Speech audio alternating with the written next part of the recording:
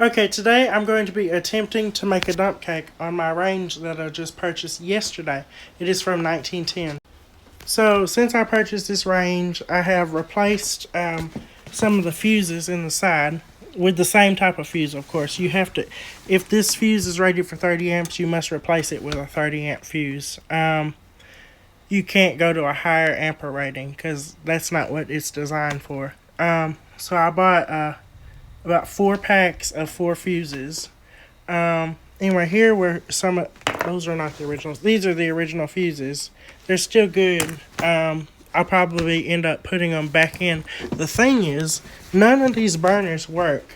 So I opened the bottom and I looked at the wiring, and I was able to connect this one back up. Somebody had disconnected it. Anyway, and I got it to work, but then it burned out right there, so I had to bend it and fix it again. But look, it works now. I don't know for how much longer though.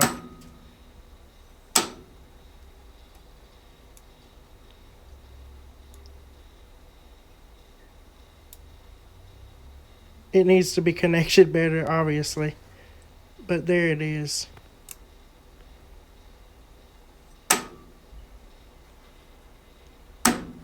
Okay, so that's that. Now we're going to be making the dump cake in here. This temperature gauge does not work. I will be fixing it. I opened it up already, and there's literally just a metal spring in there with a little pinion on it.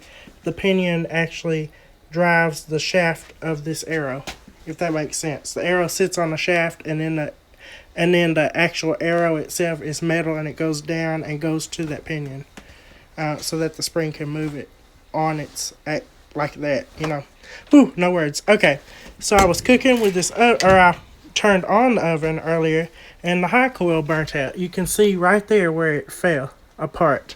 Maybe I can twist it back together. I don't think so, though. Also, I ran it for a while, and lots of smoke came out. But, I mean, it was burning off the stuff. By the way, that's all asbestos in there, but it's not being disturbed, so it's just fine, and I don't plan to disturb it.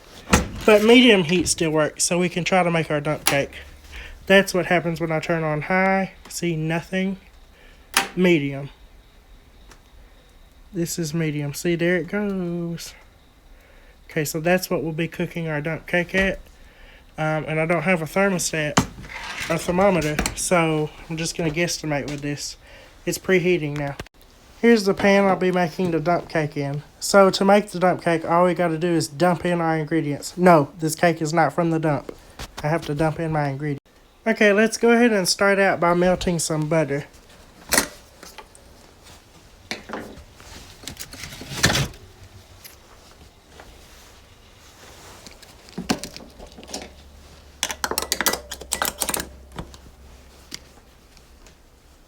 It's storming outside, and that's a mess because I've got to take that to the storage. You should have seen it yesterday if you think it's a mess now. Okay, so we have one good burner. Let's go ahead and put our butter in there and start that up. Waiting for the red glow. There it goes. You can see it glowing on the side there. See, that's how I know it's hot. And there goes the butter. It's melting. Our oven's on currently. Okay, first we'll put cherries, and then pineapples, and then cake mix, and then butter. And that's how you make a dump cake. Okay, I'm dumping the cherries out. We're just going to ignore all that smoke over there that's coming from the burner not being turned on in over 50 years. This thing's set in a museum for 40 years. Okay, I believe our butter is melted. I'm going to go ahead and turn that off now.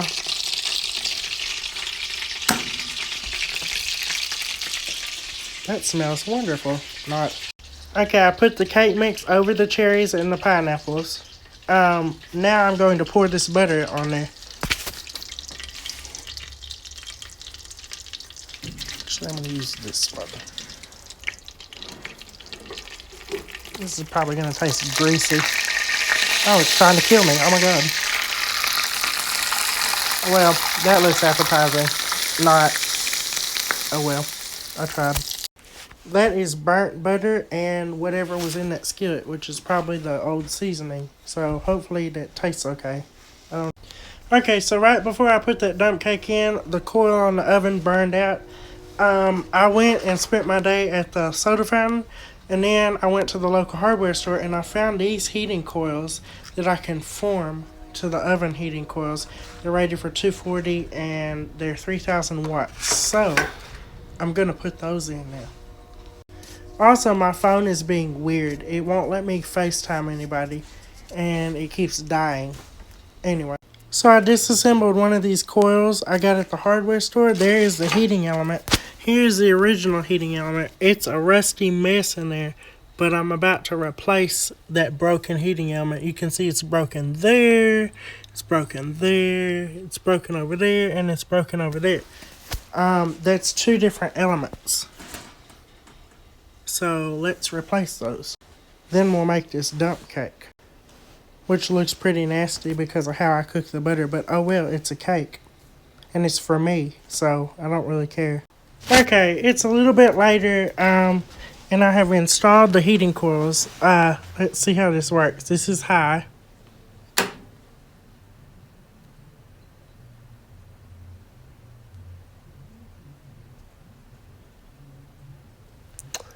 Okay, there's that. Let's go to medium.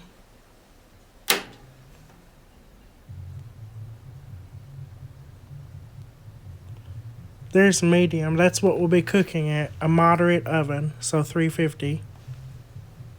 Let's go to low.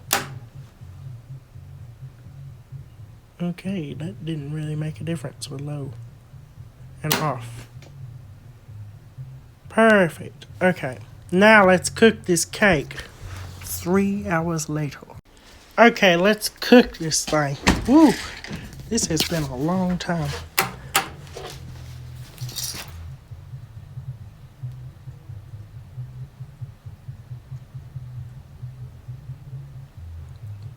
Perfect. Let's put this blasted cake in the oven. It is about time.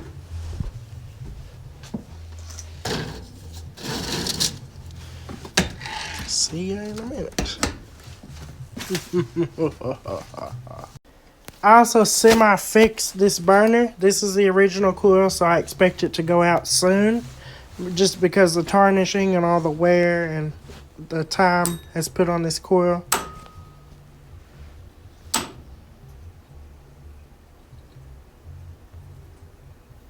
That's where it's probably going to burn out right there.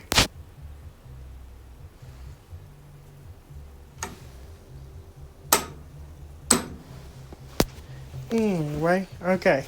Well, we'll see the dump cake when it's done.